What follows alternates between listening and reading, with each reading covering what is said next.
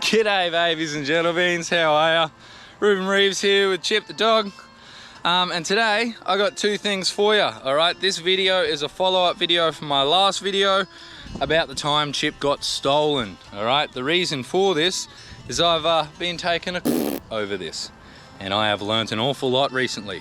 So what I'm going to do is pose a hypothetical situation to you and show you how to point out the problems with it and how to handle a dodgy lawyer should you find yourself in the same situation. This might save your life one day. You'll thank me. And secondly, this has no relation to the first thing whatsoever. Any relation is purely coincidence. But I do think there is a risk I may go missing over the next few months. The reason being, I had someone break into my room allegedly and leave me allegedly with a broken shoulder. This has lifelong implications for me, guys. I have muscular dystrophy. So, because of this and some weird happenings around my case, I do think I may go missing. I've already given all the information I have to the police, so if that does happen, they already know exactly who to speak to first about my disappearance. But with that in mind, I'm not going to worry about it too much, and today what I'm going to do is I'm going to show you how to find and report a corrupt lawyer. So without further ado, let's jump right in. Alright babies and gentlebeans, so today we have 4 characters for our hypothetical example. But for our hero, we have none other than Australian outback legend Ned Kelly. I want you to put yourself in Ned's shoes for this story. Should you find yourself in this position, this will help guide you on what to do. Next, we have Boba Fett, who is our perpetrator today. And in this alternate universe, Boba Fett is boyfriend and girlfriend with Tigger. And finally, we have our dodgy lawyer, who represents Tigger in a vexatious DVO case to try and shift the blame away from Boba Fett around the assault on Ned Kelly. So, let's lay this one out chronologically. First, on Dictuary 27th, Ned Kelly had his room broken into and was assaulted by Boba Fett. On the 28th of Dictuary, Tigger files the vexatious DVO application against Ned Kelly. And on the 29th of Dictuary, Ned Kelly was assaulted by Boba Fett again, this time leaving him with a broken shoulder and lifelong implications. Police charge Boba Fett in relation to the incident, and Ned Kelly is admitted to hospital. It's quite obvious that Tigger's DVO application is right in between the two assaults. This situation highlights the difference between moral law and legislation, in that this would be considered far too much of a coincidence for most people, especially if there's other connections. Most would try and investigate further. However, that's because most people would use a moral judgment on the situation. The judge has to use legislation, and there's nothing written in there that can prevent this kind of collusion.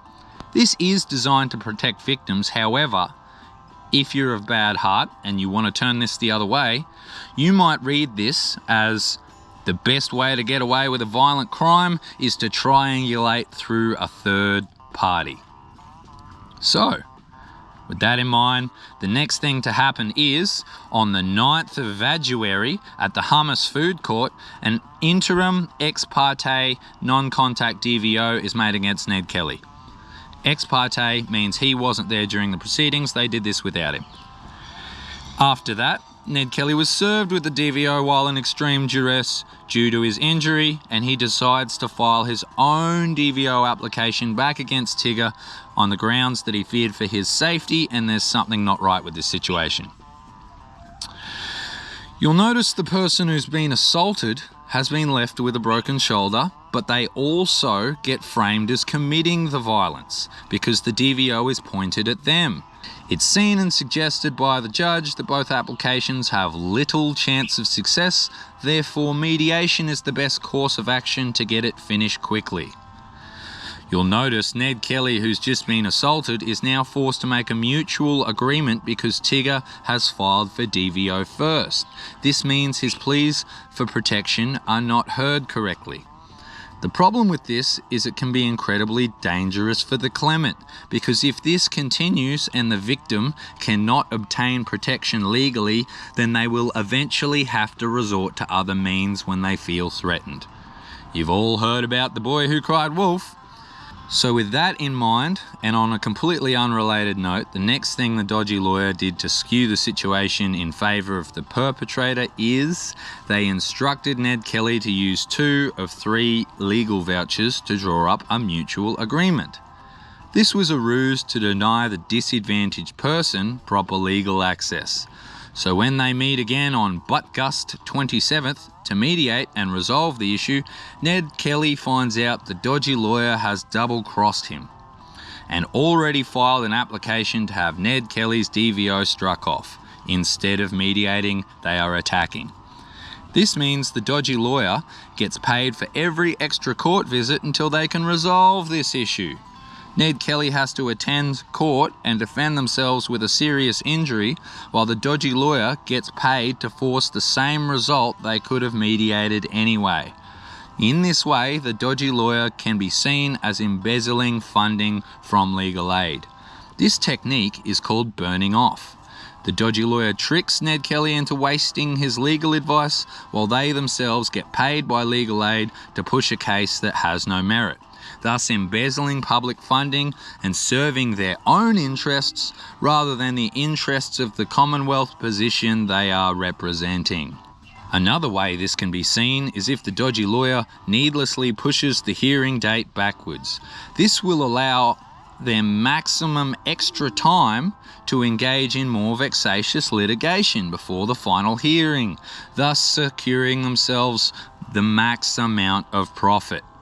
So, if you happen to find yourself in a position where you are viewing behaviour that resembles this hypothetical example, the next step you want to take is reporting the dodgy lawyer for corruption. This can be quite a daunting task if you don't know what to do, but today I'm going to show you how to do this safely and properly for the maximum benefit to your situation. I'm going to teach you how to blow the whistle like a pro. Ha! So let's go.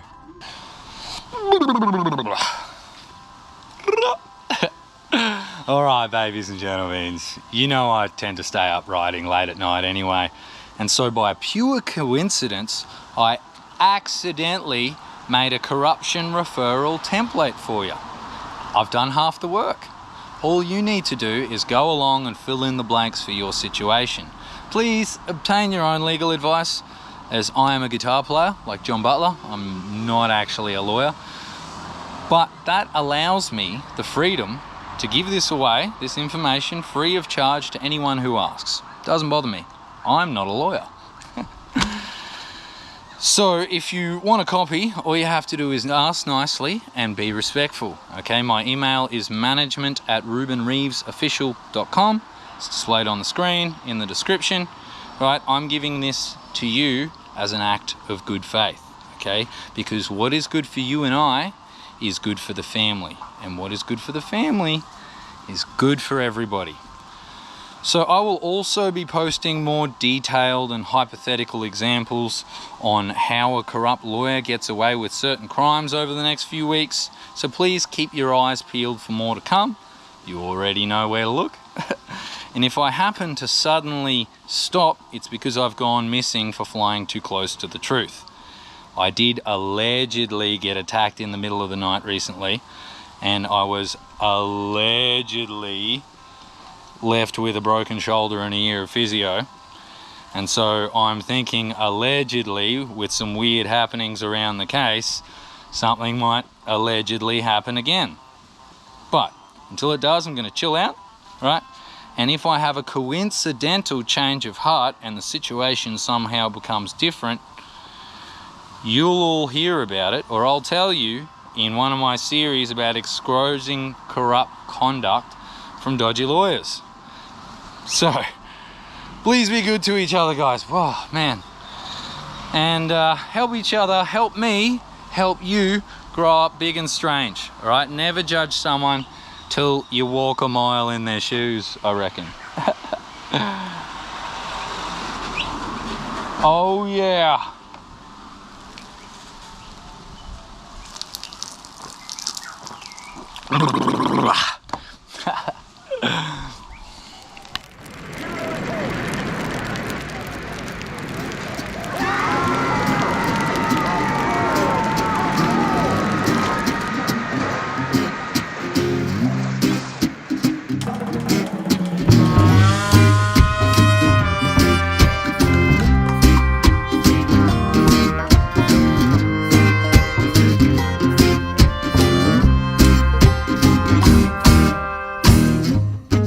upon a time, there was a race of monkeys who thought that they were gods, but they were as dumb as donkeys. They thought that they understood the master plan.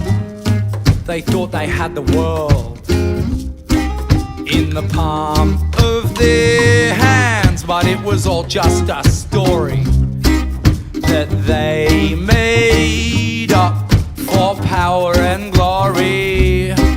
For power and glory. They lie, lie, lie, lie. They lie to us. It was all just a story for power and glory. Rivers of blood run down mountains of denial, and the ones who foretold this, they're the only ones that smile. Breeders, they leak onto the teeth of shallow shame.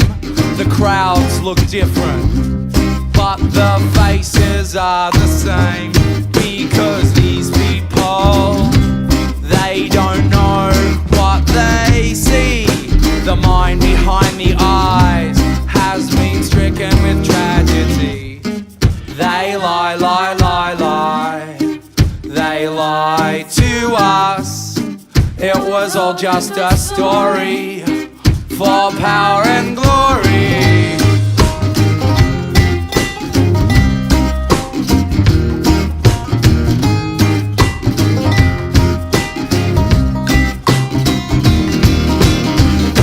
Horses riding, the apocalypse is now. There are Woman's Day magazines scattered throughout hell. There are bulimics dancing in the acid rain. They burn away the flesh to cover up the shame. There are no zombies and there are no demons screaming, just hordes of carnivores ready for a feeding. They lie, lie, lie, lie. They lie to us. It was all just a story for power and glory. They lie, lie, lie, lie. They lie to us. It was all just a story for power and glory.